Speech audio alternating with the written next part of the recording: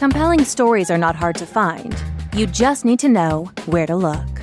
Join your host, Dr. Eric Shaw, prosecutor Ryan Frank, writer Adrian Bonenberger, and comedian Ryan Connor as they interview ordinary people about their extraordinary experiences. This is Baggage.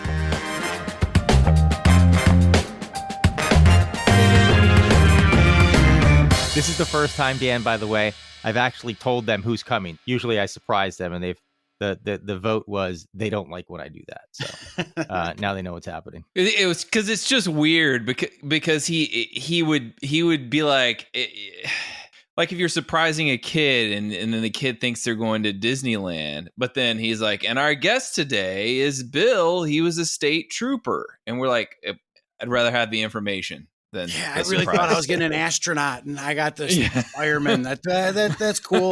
We'll work with it. Well, we're excited. We're excited about it, regardless. Can I just say that firefighters are the astronauts for adults? Like the older you get, the more experience you have at a local level with things like fires.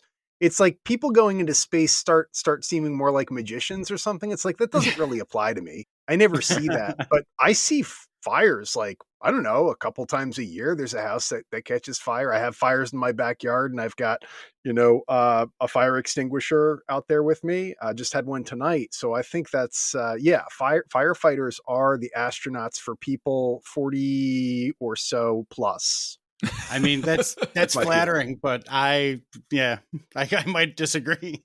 It's funny you say that. You just jogged a memory for me. I did Fleet Week. If anybody doesn't know, the Navy and Marine Corps descend on downtown Manhattan for like a week, and it's pretty cool. But when I was there, you have to go out into the city. You go in downtown Manhattan in uniform. Now this is post 9/11. This is like 2004, I think. Kids would come up to me, and we were taking pictures with New York City firefighters. You can only imagine, a couple years after 9/11, it's just like you're like celebrities. And people are asking for my autograph, and their parents are like, would you mind? And I was like, yeah, but no one cares about this, but sure. And they were just treating you like rock stars along with the firefighters. If you were a firefighter or you were in uniform, you just had like all the respect in the world. So it is one of those jobs that, it is astronaut level. It is pretty cool. We've been talking for a while. Let's do an introduction. So anyway, welcome to Baggage. We're here with Dan Kennedy, who is a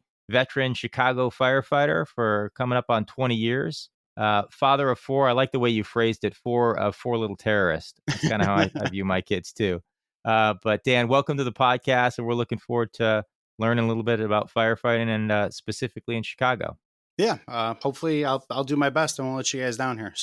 So when I think of Chicago, I think of family, tradition. Is firefighting something that you expected to get into, thought you were going to go into? The Chicago Fire Department has, and I mean, in the Midwest, it's very much a family thing for a lot of people. You find multiple generations getting into it. I'm a third generation firefighter, actually on both sides. My grandfather on my father's side was a volunteer in the south suburbs of Chicago. He was a truck driver by profession and moved into this town. And the story is, a couple weeks after they moved in, there was a house fire down the block, and the fire truck showed up and they needed help. And my grandfather went out and helped them. And when the fire was over, they said, hey, you should come on down and join us. Like we could use the help. And then my grandfather on my mother's side he retired as a captain with the Chicago Fire Department. He retired in 1979, just before the strike. And then my father came on, and he was a fireman for 29 years. He retired as a lieutenant. He was a paramedic. He started as a paramedic and then eventually crossed over and became a fireman and retired as a lieutenant.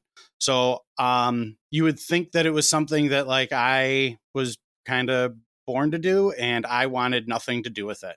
I grew up in it. I remember going to the firehouse as a kid. I was a Boy Scout. My dad taught first aid as a paramedic, and ran that merit badge and like did all that. And it was a big part. And I wanted nothing to do with being a firefighter or a paramedic. Did you get family pressure? Did they want you to do it? No, there wasn't any like outward direct pressure, but it was kind of held in, high esteem. Hey, this would be a great option for you. Maybe you should look at it. You'd be good at it. And I didn't want to do it. Out of high school, I was bouncing tires and working as a mechanic, and kind of thought I wanted to maybe go that route, and looked at a couple other options. And when nothing was panning out, 2 years out of high school, my dad was like, "Hey, you should go to EMT school because you're kind of just treading water." About halfway through EMT school, during my ride time, I was like, I fell in love. Like I was on the ambulance one day, and I just loved it. And shortly after graduating EMT school, I got hired as a paid on call fireman in the south suburbs of Chicago, and never looked back. It was probably within the first couple months, I had done like the initial training, and they give you the blessing, and they're like, okay, you can respond on fire runs. And I showed up to my first fire and was like, oh man, I mean, EMT is cool, but like, this is way better. And here I am. August will be 20 years as a fireman. And I love it. Like I'm all in. Tell me a little bit about that, because in my little jurisdiction, if you're a fireman, you're also an EMT. Like you kind of have to be both. Yeah. Is there, in bigger cities, can you like choose? I just fight fires. So yes and no. Everywhere around here, when I first started, there was places that were like my POC job. We had EMTs and we ran our own ambulance. There was a handful of guys that were not. They were like the old timers. The Chicago Fire Department still has some guys that are just firemen, but sometime in the mid to late 90s, you had to be an EMT. So those guys are really on their way out, and everybody's an EMT. A good amount are paramedics. There's a unique position where you can be a paramedic, but the city doesn't look as you as a paramedic. So like I hold a paramedic license, but the city looks at me like I'm an EMT. So it's that different level of care. Does Chicago have its own EMS system as far as like for the medical care calls versus the fire calls, or is it all one umbrella? So no, the paramedics all EMS system operates as part of the fire department. There's a separate EMS system with our control hospitals and everything else, the state regions, but the fire department operates EMS within the city of Chicago. Gotcha. We have some idiots who listen to the show, and one who hosts who doesn't know the difference between a paramedic and an EMT. Schooling. So EMT is like the common term for an EMT basic, emergency medical technician basic. Mm-hmm. And I don't know if it still is, but when I went through, it was about a semester and then maybe another semester of clinical and ride time. Mm-hmm. And then after that, you get your state EMT basic license, and you can ride on the ambulance at a slightly more than first aid kind of level. Mm-hmm. And then Illinois has another level that really around here isn't used. And then you have paramedic, which it's changed quite a bit. But when I went through, it was a full year of classroom and clinical, way more hours for clinical time. Your level of care is way higher. Gotcha. It's advanced life support with full cardiac monitor and all the ACLS and all that fun drugs. Wow. Drugs, intubation, IVs, all that stuff. Yeah. Drugs, intubation, IVs. Depending on where you're at, if you're in the city, they don't do it. But a lot of the suburbs, their systems allow for some more extensive stuff. We can do surgical crikes and some. They're talking about some other procedures coming into the spectrum, just because transport times are a little bit longer. Mm-hmm. Now, if I could ask one more question here, you said your first day responding to a fire, you were just sold, right? And you were converted, and you were then a fireman. It was like immediate. What was it about it that just spoke to you? Oh man, that I don't even know. Like, I guess it was a little bit of everything. Like a little bit of the adrenaline, a little bit of the excitement. Like I remember like walking out of it, and we're talking about a fire that like now years later I look at, I'm like, this was nothing. Like this it wasn't a big fire by any means, but even that, like it was this changed the course of somebody else's life. And like, I got to participate in hopefully making this a little bit better. And it just stuck as like, oh man, like I can actually do something. Like, here's my slightly better than high school educated self, like making a difference for the better. So you have that, like, as a paramedic, it's like you're doing your part, then you hand the patient off. Whereas when you're responding to a fire, you're kind of seeing it to the end, and you're able to really mitigate something Yeah. for Yeah. someone. And you see, you definitely see the end a little bit better as a fireman than as a paramedic. I mean, I couldn't tell you the final results for 99.9% of the people I've taken care of as a paramedic, but as a fireman, you typically, I mean, you can look around at the end and go, even if it doesn't go bad, you can go, well, we made a difference because it didn't burn the next house, or it, you know, we there is this line in the sand here that this wasn't the best outcome, but we stopped it here, or we, you know, managed to improve the outcome in one fashion or another. So, in the vein of Ryan's question, going out to your first call, I think you're in almost 20 years of a career. I think anyone that has a career in any type of field, they say, "Man, I remember my first this or my first that." Are there any stories that stick with you from the beginning, like the first time you went out to this type of call or that type of call, that just kind of like stick with you? Yeah, I mean, there's plenty. I don't know how many of them are firsts, but like, I guess even then there's some that are, you know, I remember the first time I was there for like the birth of a child, right? Like, I remember the first shooting. Hold on. The first time you were there for the birth of a child, how many children have you birthed? Well, I mean, personally, I haven't had any come out of me, but Are you talking about your kid, or someone called? They're like, I think my house is No, on fire, like and then they're like, oh wait, no, it's just a baby. So this was the woman was having a at-home birth, and things went a little sideways, and she had her midwife there, and the midwife realized she was in over her head, and she called 911. And the ambulance, I actually was not on the ambulance. I was on the fire engine that responded to assist, but we walked in essentially together, and it was that moment of like, holy, yeah, that's a baby. Like, oh, and she's not doing so hot. But I remember like delivering and treating and being able to watch that the baby basically come to life, you know, as conditions improved. And the mom also ended up, she was also in kind of bad shape, and we called for another ambulance and transported her, and her outcome was good. And it was like, man, that sticks out. Like, sure, absolutely. But it's also like, I kind of look at it now and go, it's not like, it's a fun story, but it's not the most memorable time I've delivered a baby or been there for a baby being delivered. That feels like a big city thing, you know, like 100%. Chicago sometimes gets a reputation. Well, I mean, any city's going to have an increased level of violent crime.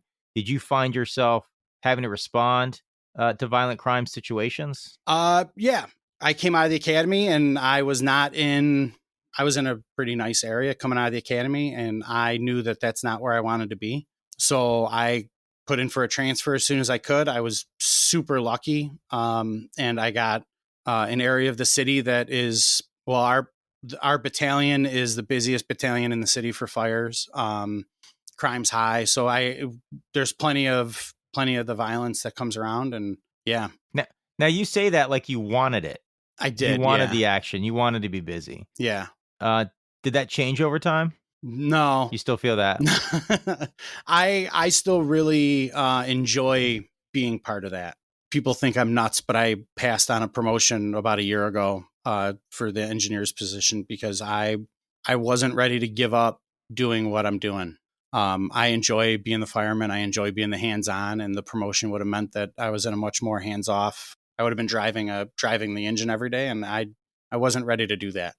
So the idea of going and still being very hands-on and working with people face to face was way more worthwhile for me. That adrenaline from like the big stakes calls, is that like shooting, stabbing? I guess it would be medical related stuff, right? That's the kind of stuff they're calling you guys out for. It's not, I mean, we get everything. My last work day, we were particularly busy, and it was all, I shouldn't say all, but it was the vast majority of senior citizens that had slipped and fell, and a lot of handicapped people that just needed help getting in and out of their house that were calling. On that same note, we had plenty of medical emergencies where we had an asthmatic last night that was, while we were waiting for the ambulance to show up, you could see them deteriorating even with the care that we were giving. So it's a little bit of everything still, which is part of why I love it. Like, I can go into work and I don't know what I'm going to get on any given day. And you just got to be on your A game. One of the things that's been on my mind when I think firefighters, I think about what happened in LA, and I know Chicago's the Windy City. And I'm just wondering from your perspective, if you feel like underfunding fire departments is a big thing. And I understand like California is a little bit special because they've got weird rules around property taxes and stuff, but is the feeling in Chicago like, yeah, we're well resourced by the city and we can handle anything that nature throws at us? Or is it like climate change is weird and like, yeah. So that's a very hot button topic. That's a little politically motivated right now. No, I don't think that the city supports not just the fire department, but first responders. And I mean, I'll go so far as to say just general infrastructure the way that it should. If you Google Chicago Fire Department apparatus or fleet problems, you're going to find a whole lot of information out there about the general state of the equipment that we're working with. And I'll probably leave it at that because people have gotten in trouble for less. So quick follow up on that. So I'm a local politician, and one of the things that I'm responsible for is our local fire department. I'm not responsible for it, but I'm sort of like the local politician liaison. Yeah. I got a great relationship with the fire chief. We've accommodated everything the fire department has requested. And I got another question after this about that. It doesn't have to be right afterwards, but you mentioned the apparatuses.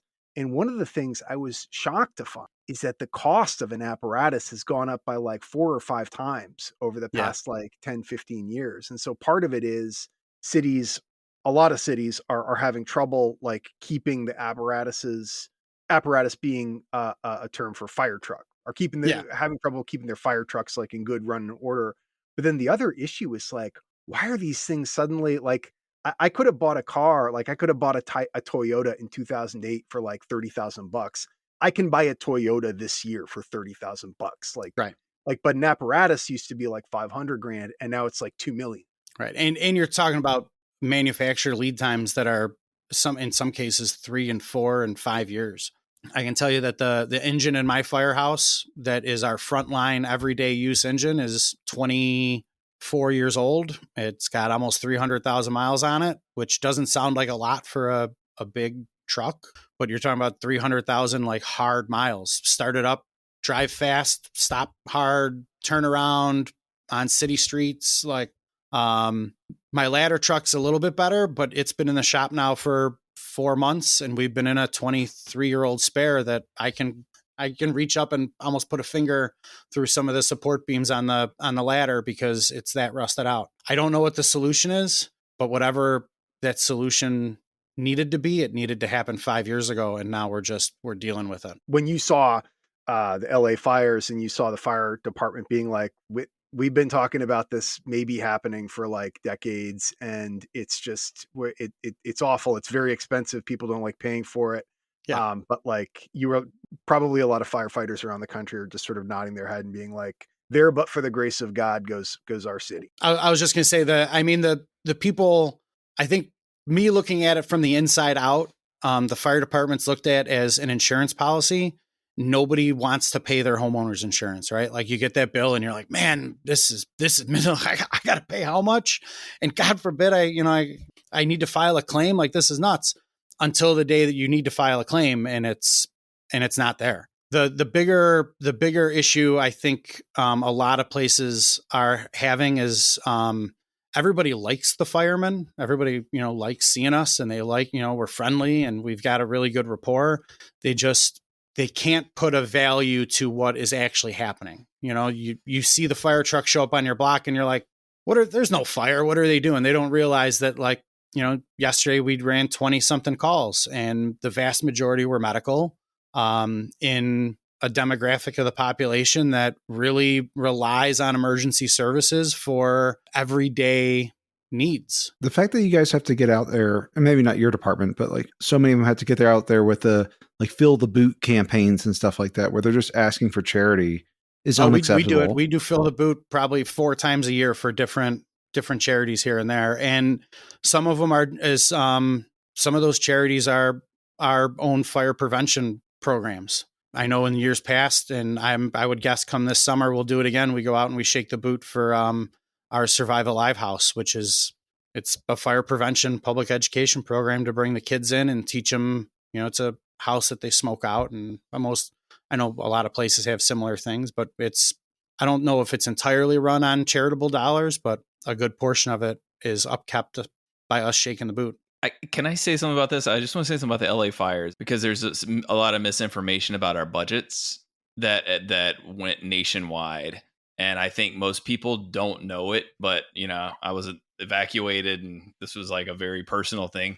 And it started with a political opponent, Rick Caruso, the day that we're all being forced out of the city, saying that there was this massive budget cut that year or the previous year. Well, that was just in the first bill. What ended up happening was just due to some fiscal, structuring, they had to get the money to the fire department in 3 different bills. So it was a pay increase and new equipment went into a different bill. So into two separate bills. So it's 3 bills total, and the total money going to our fire department actually did increase. Not as much as the fire department requested. I'm sure that they could have used more. Would have been helpful. But it was a political attack by the person that she had beaten in the mayoral race. Just a year ago.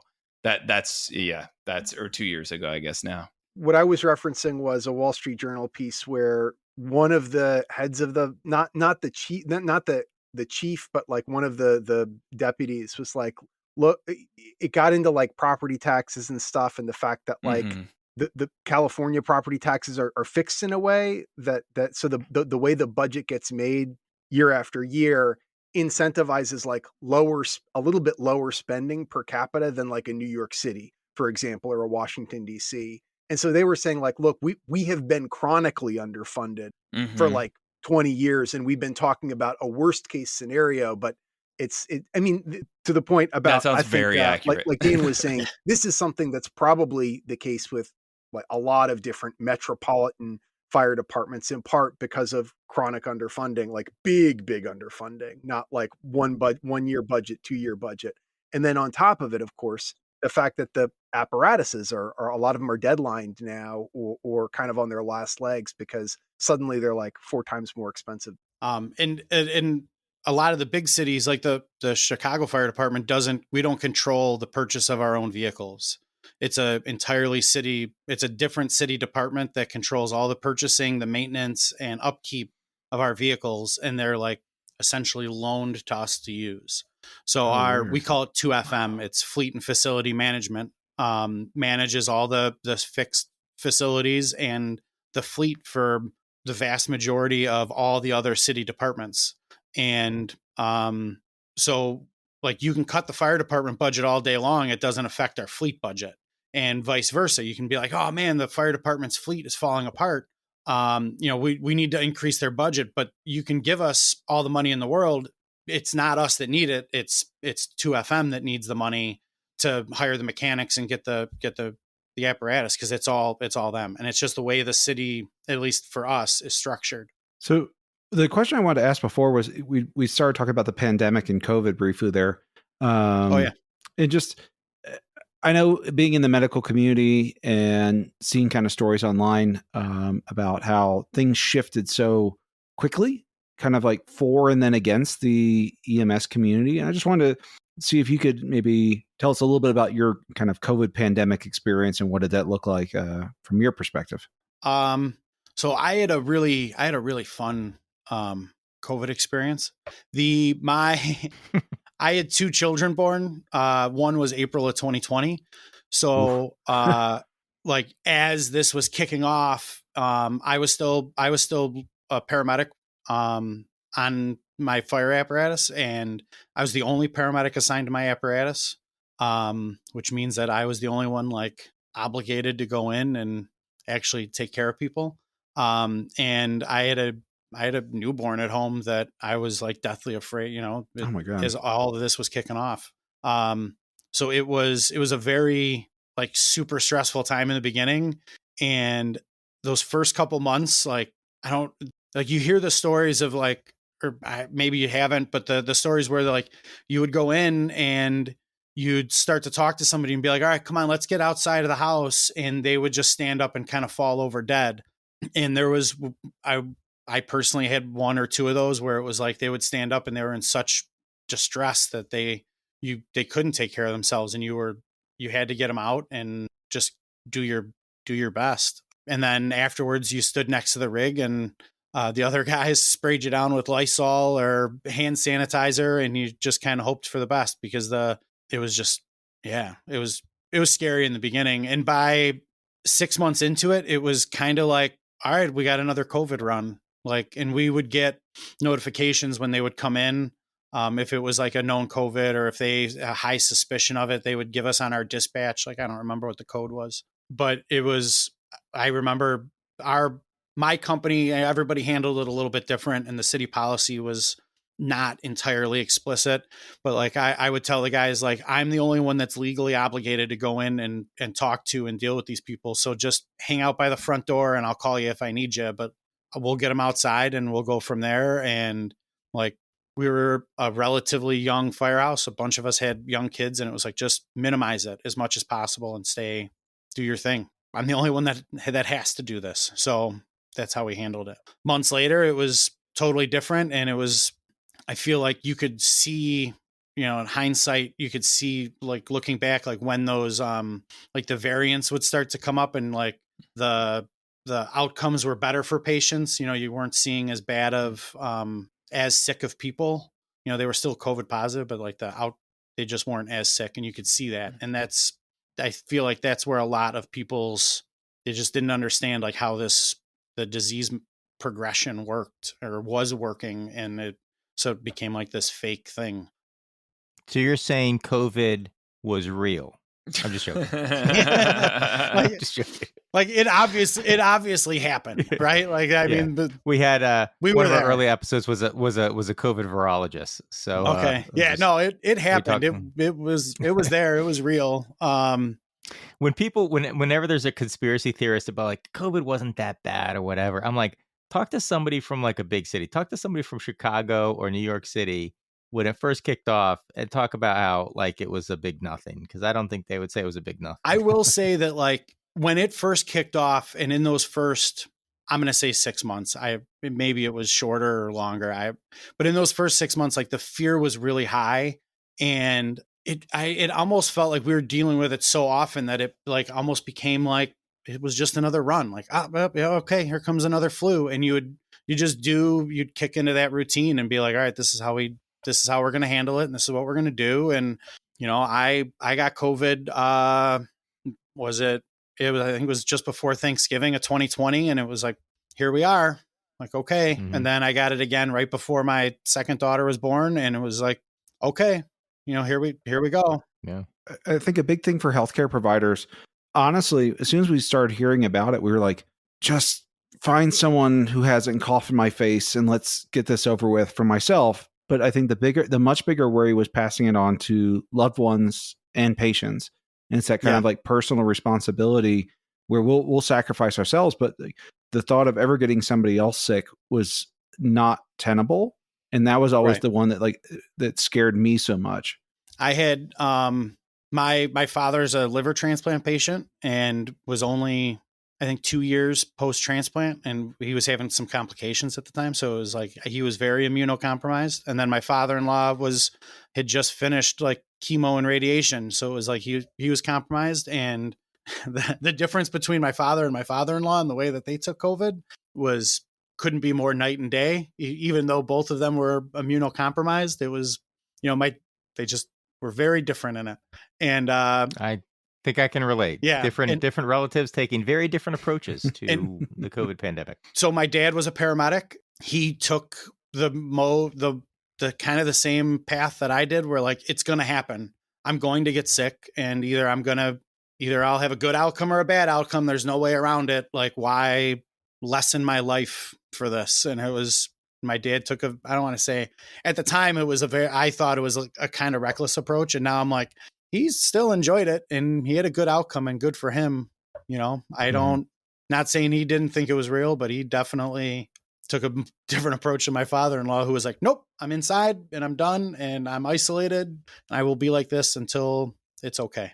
I had a question I want to make sure we hit on some of the things over the course of a 20-year career that you found as very formative, things that stick out to you and it changed the way you kind of progress as a firefighter. Yeah. One story I'm thinking about in particular, you told me about the predator face. I don't know what that means. Yeah.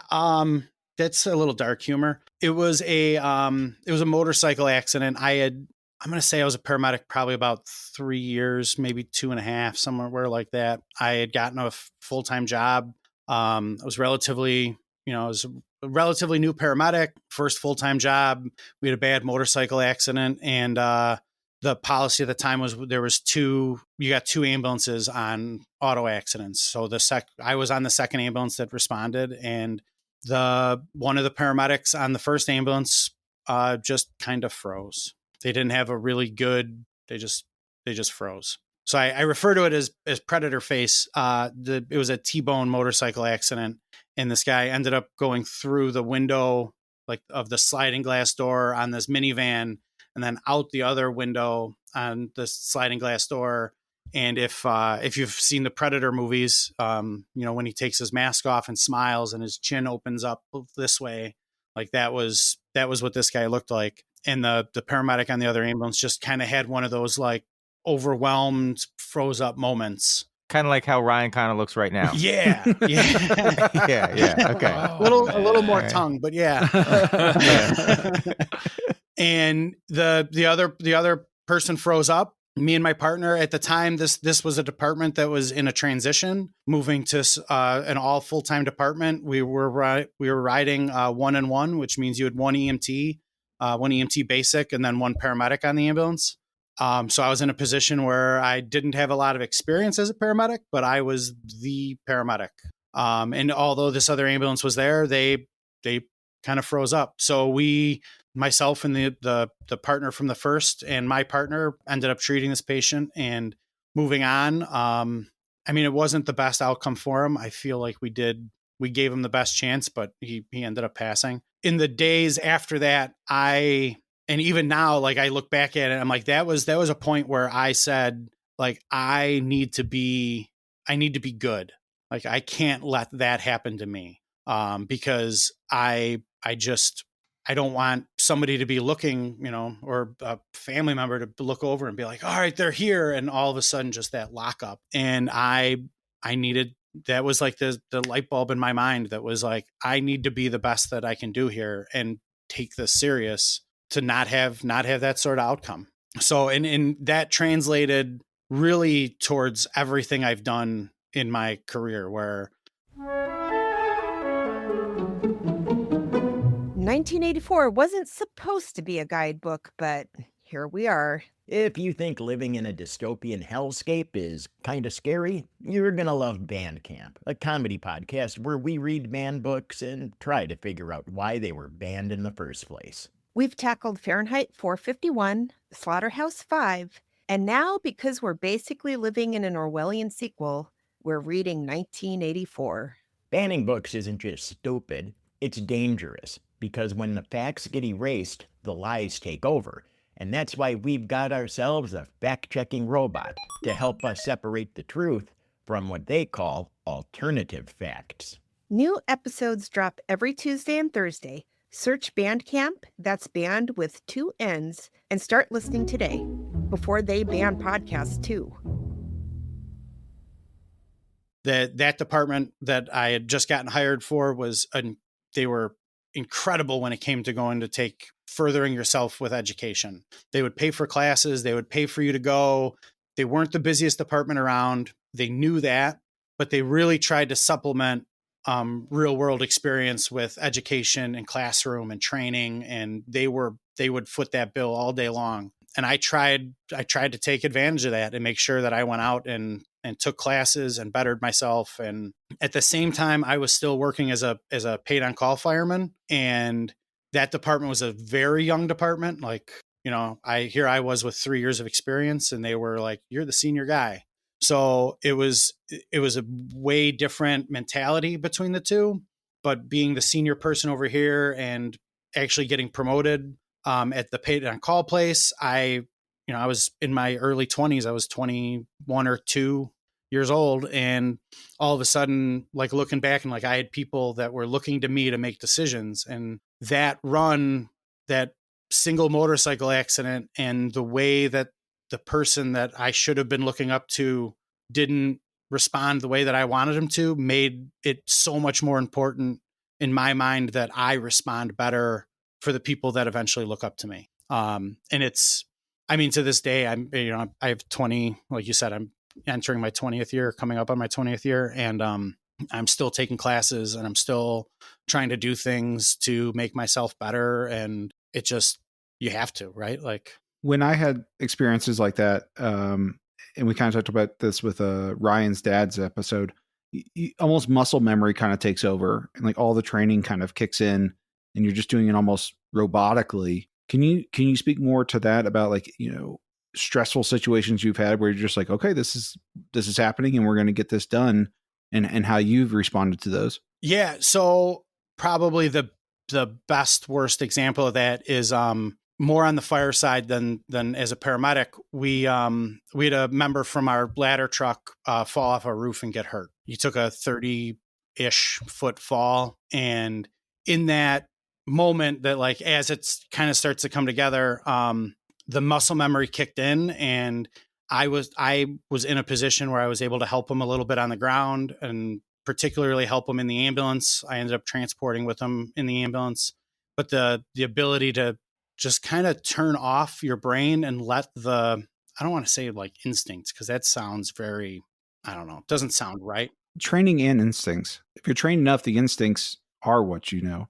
Right. It just, to let the natural, like, this is what needs to happen, and I'm just going to do it. And like you said, the muscle memory kicks in, and you just take care of them to the best of your ability. But that was without a doubt the most stressful, even after we turned him over at the hospital, because I don't think I had a really good, I did not have a good experience with the chiefs and command level officers that showed up then for a member that everyone expected to die. At least this on a call?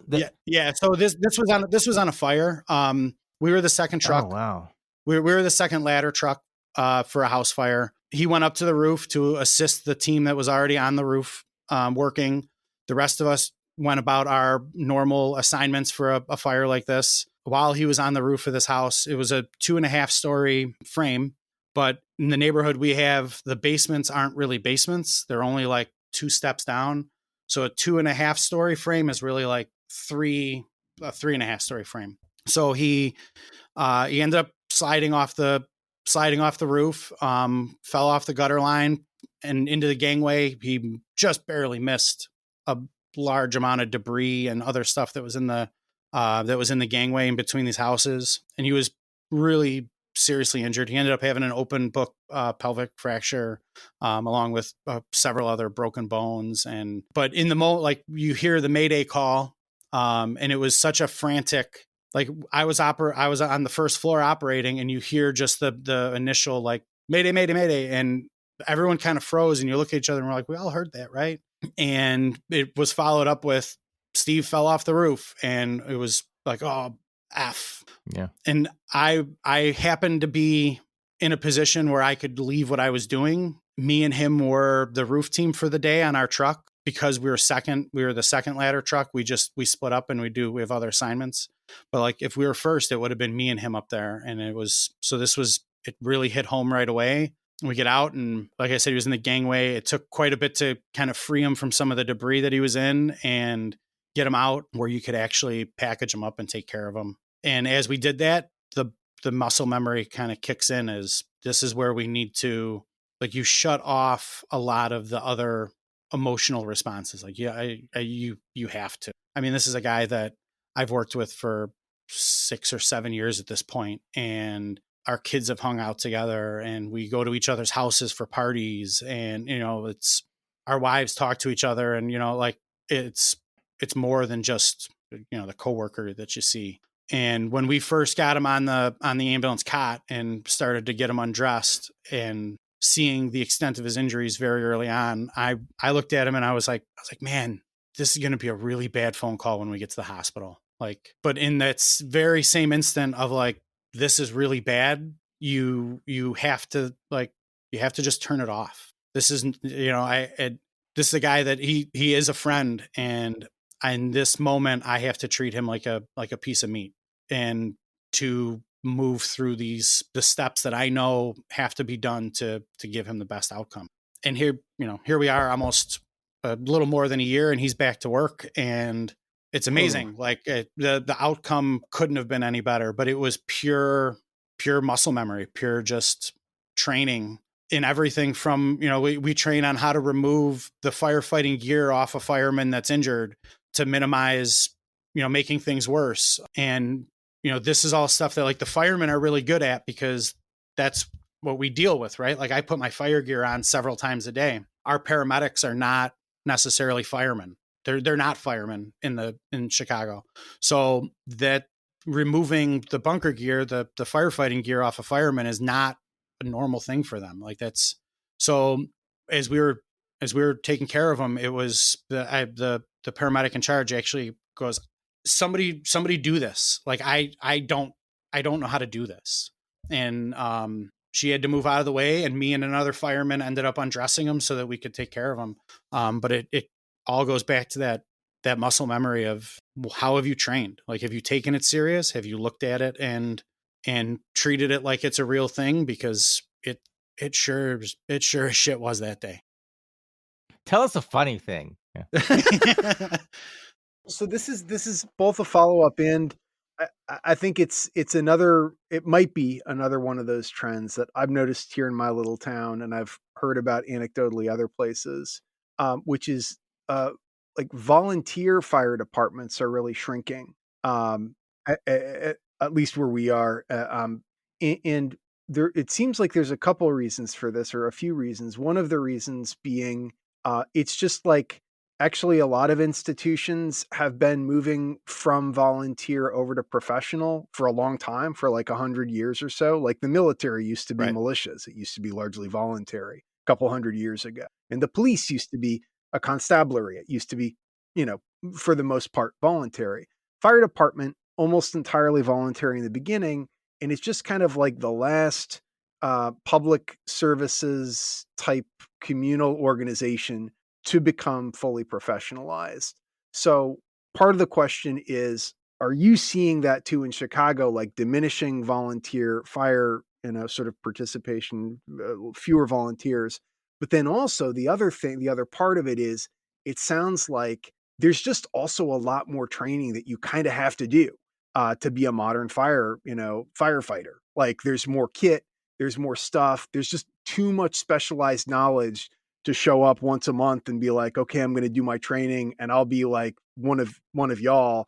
Like there's just so much more you have to do, that like the older volunteer firefighters who have a ton of experience under their belt, like it makes sense, but it's harder to get younger folks in or something like that. I don't know what you think. 20 years ago, starting as a paid on call fireman is essentially a volunteer.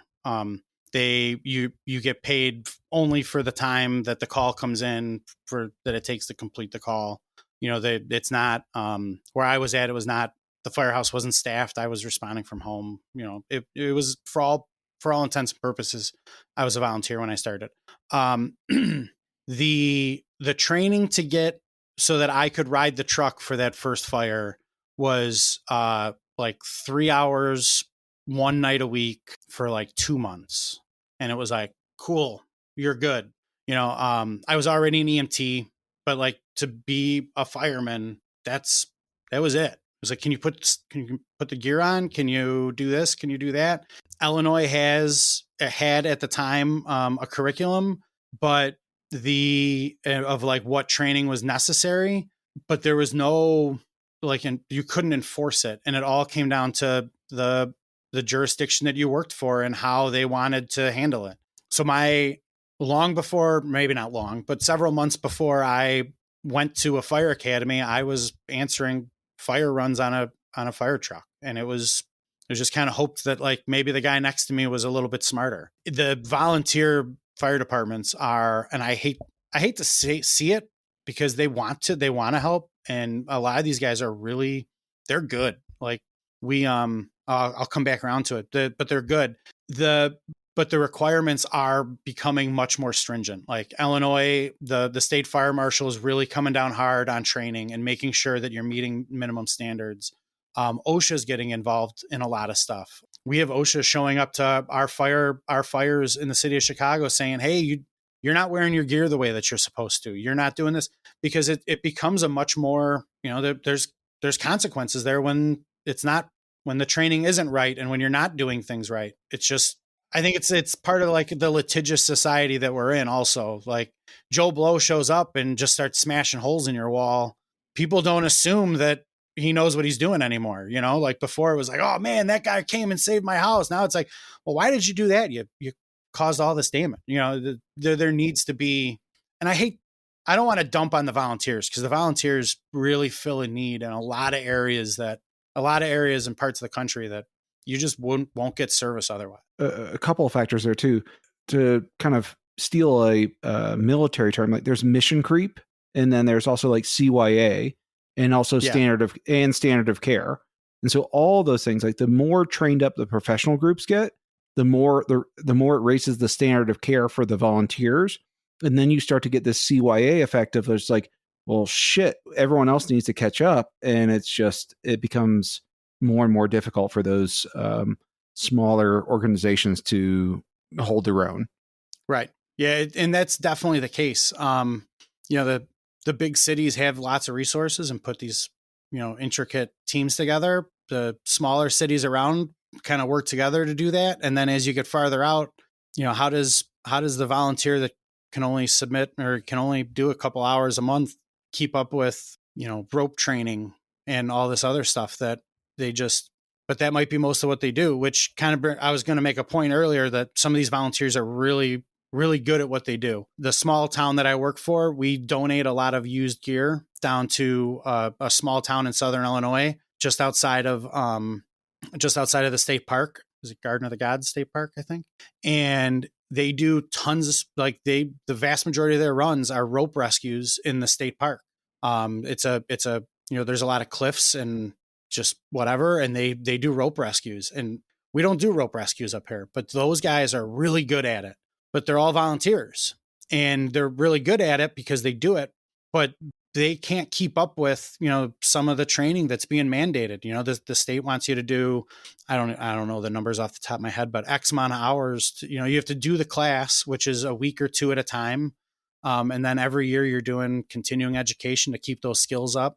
And now you're asking a volunteer that's doing high angle rope rescues in a state park that he's got to do 100 hours of continuing education on rope rescue, plus training hours for his EMS certificates and training hours for his fire certificates and all of this other stuff. We talk about funding at the beginning of this, the level of standardization has increased and the funding hasn't. It's just not fair to anybody. This whole system is like basically set up to fail.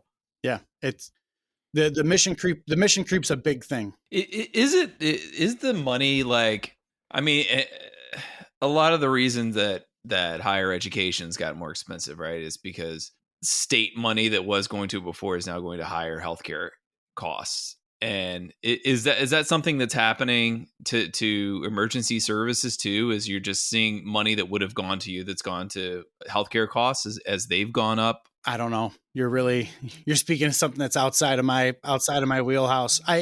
It feels that way, as I look at, and I hate to use a hot button topic like the migrant issue, but like we look at it and say, well, the city of Chicago, I forget what Mayor Johnson just said we spent on all the migrants that were shipped up to us. I think it was like 500 million or maybe more than that. Man, could that have fixed a lot of our problems? Sure. But also that's money that who knows where it would have went otherwise. And if it wasn't being spent on that, would they have been willing to do what needed to be done to fix our problem? Probably not. So that's a good point. It's not like it was, oh, we had that earmarked to get a whole lot more fire trucks. No, you didn't. right. Yeah. Right? Yeah. Right. They So still it's- weren't going to fix roads. It They feels still that weren't way gonna- though. When you look know. at it, you're like, man, I can't believe you spent all this money, and here I am riding in a 25-year-old jalopy, hoping the wheels don't fall off. So you're dealing with that. You're dealing with equipment issues. You're dealing with budget issues. You're dealing with just the stress of the job.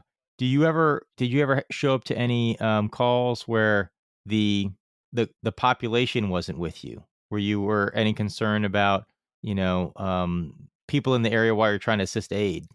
Yeah. So the area I work is, again, it's a poor area. It's a violent area. There's plenty of gang influence and everything else. On more than one occasion, you're met with, I've been met with the offender that just shot the guy that's still there, and he doesn't want you taking care of him. He just shot Oh, him. wow. Or you had, Wow. or you have violent, one of my first, I'm going to say like my first real shooting was in a project complex. It was in the parking lot. It ended up being that there's two cousins that were in rival gangs. The one cousin's out there talking to his buddy. The other cousin comes up, hey, what's going on? Pop, pop, pop, pop, pop, and shoots and kills his own cousin. Well, now it becomes just a chaotic scene. And it was one of my first, it was my first real like chaotic scene like this, after coming on this job. And it was, I'm down on the ground trying to assess this person, whether or not we're going to treat them, or we're going to just turn this into a crime scene, or how we're going to handle this. And the crowd is not at all our friends. They're pushing and angry and shoving, and, why aren't you taking care of them? And it almost, it really kind of turned Do you guys have PD that would, secure the scene beforehand, or were you guys in there first? No, we were in there first. Jesus. PD responds with us. I mean, this is going back a few years before it got really bad, but PD responds with us. But I'm sorry, this is before it got really bad. yeah, CPD is our police department is overwhelmed. Overwhelmed. Okay. All right, man. We never went before PD had cleared the scene. That's amazing. We pretty consistently will. If you get reports that like the offender's still on the scene, maybe you'll hold up. We do a lot of like, as you're pulling up and you're looking like, oh, it's just him in the street. I don't see anybody else around. Like we'll approach. There is a lot of judgment calls made by the crews as they approach the scene with the information they have. And we have the ability, with our CAD systems, our computer aided dispatch, where we can look up we get our information from dispatch, but we can also pull up the police ticket, which will have, a lot of the times a lot more information on it, where sometimes they'll have like they'll know the offender's name before even a unit's on the scene. It's Johnny showed up and shot Steve, so you get that information. But yeah, we go into a lot of scenes without the police. It's just, It's crazy. I mean, that critical hour is there. And at the time, the trauma center, it was before the University of Chicago was a trauma center, and your trauma center was a 30-ish minute drive. So it was, if we could get in and start doing care and get them to where they needed to be quicker, then you were seeing better outcomes. My mind is blown. I didn't realize that the University of Chicago wasn't a trauma center. They are now. I would have expected that like 30, 40 years ago, not 5 years ago. They were at one point, I believe. They downgraded, and then it was probably about 5 years ago now that they went back and became a level 1 trauma center again. That's mind blowing. And that you guys don't have support when you're on scene. The luxury with us is that we show up with a lot of manpower. A fire company is at least 4, if not 5 people. Sure. You've got 2 on the ambulance, so now you're coming in as a group of 6 or 7 people, and then on a shooting like that, you'll typically get a paramedic chief, or there's a lot of fire department people coming in. And maybe it's silly, but I think we kind of count on the public still liking us a lot. No, that's good. So that experience would be the extreme minority where you have to work against the crowd. Yeah. Is that fair to say? And even then, I don't feel like they're necessarily working against us. It's more of an emotionally driven response of like, we know that this person's deceased, right? And like, I can't stop this guy's brains from coming out of his head. Like he's dead, but they don't understand that. there's an expectation that we're going to do something, even though we know that we can't. So then that emotional trigger comes in, and that's where the violence comes in, because people just don't. Emotions are tough. We had a shooting where it was multiple people, and we were, well, unfortunately, having to expose this grandmother in the middle of the street because she'd been shot through the stomach and through the leg.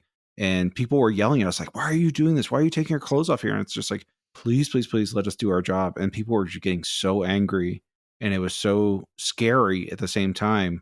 And we're trying to do what's right. But to see these people's emotions in this crowd that was gathering was absolutely terrifying. In the moment, you become very aware of people. And I remember standing up and turning around and looking at the officer on our company at the time and being like, we're going to load him up and we're going to put on a show. Like, we're going to make this look good. And it was okay. And we sent one of the guys back to the rig and we're like, go get a backboard. And we need to make this look good, because otherwise we're not going to have the outcome we want. And that's what we did. We kind of put on the show until we were in the back of the ambulance. And then it was okay, we're all in agreement that the show's over now. But it's not the most common. It's a pretty uncommon problem for us, where the people aren't happy with us. I won't say that it's never happened, but most of the time, they're like, oh, here comes friendly fireman Dan. So almost 20 years now, stories like that. Are you still excited about a call? Still looking forward to going out? Yeah, I am. We said yesterday, we got into work, and me and one of the guys that aren't normally on the rig together, we kind of looked at each other, and I'm like, hey, you up for a good day today? Like, let's do something fun. And that's, the average person would be like, that's kind of cold, like you're hoping for something bad to happen. And it's like, well, I don't hope that anything bad happens. I just hope that when it does, like, I get to be the one to render aid. I hope that I can do something to make it better. There's a common theme with this podcast that we're learning too, is that in high stress jobs, having a sense of satisfaction that you're helping people and still enjoying what you're doing seems to have a very big impact on dealing with the stresses that most people would find is overwhelming on your mental health. Yeah. Would you agree with that? Yeah. 100%. I think the best things that I've come across to deal with it is knowing that in almost every occasion I look back at it and go, I did the best that I could in this moment. Like, I took it serious beforehand. I took it serious while it was happening. If I made a mistake, I make it a point to be like, I make it a point to figure out how to not make that mistake again, because that you have to. And then I enjoy it. But when I don't enjoy it, I really have a good network at home to go home to and be like, I had a bad day. Like, I just need a minute. And that's the other half of it. And I feel really blessed that, like, my wife was actually a police officer before, when me and her had met. So she really has a good understanding of it. And I turn and I look to my dad, and my dad, lived through a lot of it and did a lot of the same things. So he understands it. And when I have those bad days, I have a good network on the backside to prop you up, and also to call you on your bullshit. Does your wife want to be on the show? No, she might. I don't know. She's way more fun than I am. So, can I ask two questions that are different? They're related but different. How do you guys feel about all the TV shows about Chicago emergency services? It has to be. He's looking for new show ideas. At first, was it like, this is cool, and then it's like, what the fuck's going on here? I almost made a joke about Ryan Connor wanting to dominate the entire episode about Chicago Fire. It's a running joke we have, and I almost made it. So season 2, episode 5, you can find me in the background of the firehouse. Like, before I became a Chicago fireman, right, I did it. They go out there and they say, "Oh, we're looking for extras," and I was like, "Oh, you're serious? Sure. You're serious?" Yeah. Like, I'll do, like, I don't know if it was season 2, but it was early on in the series of Chicago Fire. I was like, I'll go be an extra. Like, they're paying how much for 8 hours? Yeah, sure. I'll walk around. It sounds great. the show is so bad. Like, So bad. It's just not like, they nail parts of it, right? Like the camaraderie and a lot of the respect between the people in the house and in the firehouse, and a lot of you work together, and like some of that is really good, and they really do a good job of it. Steve Chikorotis. Does everyone look like a model? Yeah. I'm That's what right there, right? Like, I could date Lady Gaga. Like, but Steve Chikorotis, the writer there, I know him in passing. He was a district chief. I think he retired off our job. He's done a really good job of making some of that very realistic, like some of those interpersonal relationships. I don't know anybody doing some of the stuff that they do in the firehouse, but like some of that is good. And then it's just, the rest is so bad. Can I ask you one more thing? This has been weighing on me for over 20 years. All right. The Chicago MLS team is called the Chicago Fire. Okay. Is that a reference to the Great Chicago Fire? Like, isn't that the most fucked up name in sports? I think MLS is soccer, and Yeah. Okay. Yeah, I don't know. Oh, you don't even know. Okay. I'm just trying to figure out. I'm like, why would he be the guy that would know the He's from name Chicago. branding of He's in MLS? fire. Okay, but he doesn't work for the league. Okay. I just thought he'd have I thought he'd have insight, but just because they're called the Fire, they're called Chicago Fire. So I was like, this is my chance to find out if it's a salute to the fire department, or if they are referencing a disaster, like if there's a team called the New Orleans Katrinas, like it's. I really don't have a good. I don't know. I don't have a good answer to it. I'll just take it as a compliment. Well, I think they think we're really cool. So it's there. It is. Perfect. Does anybody have any more questions you want to hit? Got mine in. Dan, thank you so much. We thank you, and for all the citizens of Chicago that never got the chance, I'm sure they thank you and your coworkers as well. So thanks for doing what you're doing, and thanks for being on this podcast. It reminded me of like the thank you for your service. Like now it's I know my like, dad. So... Some people hate that, but seriously though, I mean, it's what you say. It's one of those first responders is like you don't think about it until you need it, and you can bitch all you want about it, but when you need it, you guys are there, and not only do you need people that know what they're doing, but people that like what they're doing. Yeah. So it sounds like you fit the bill. So I think it's an honor to be there. So, and thanks for having me on. I hope I gave somebody some good info. No, these are some great stories. Thank you. If you want to send us a patch, that'd be cool. Yeah. That'd be cool if you send a patch back. Yeah. At this point, we're starting to collect them here. So I think I can get one or two in there. Excellent. All right. Well, thanks again. And Ryan, Connor, you got anything you want to plug before we sign off? Well, yeah, I mean, okay, May 21st through 24th, I'm going to be in Toronto, Ottawa, and Hamilton. They still let us in there? As of now, I'm going there in a few days too, to Montreal. So there'll be a 50% tariff on entry tickets to Ryan Connor's show.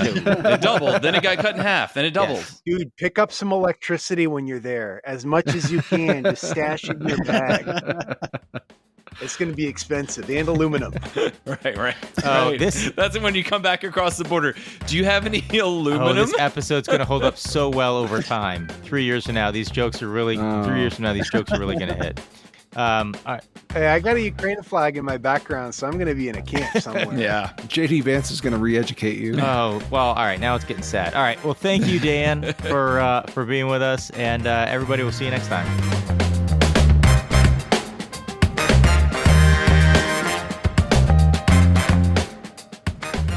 Music for Baggage provided by Quincy Ledbetter. You can find his stuff at qledbetter.com. Graphics provided by Megan Weaver. You can find her at meganweaverart.com. Special thanks to our premium members for their support. You can become a premium member by clicking subscribe in your Apple Podcast app or by visiting thebaggagepodcast.com/support to sign up or to gift a membership to someone. A percentage of all proceeds go to charity. If you have any questions, comments, or a good story to share, please email us at thebaggagepodcast@gmail.com.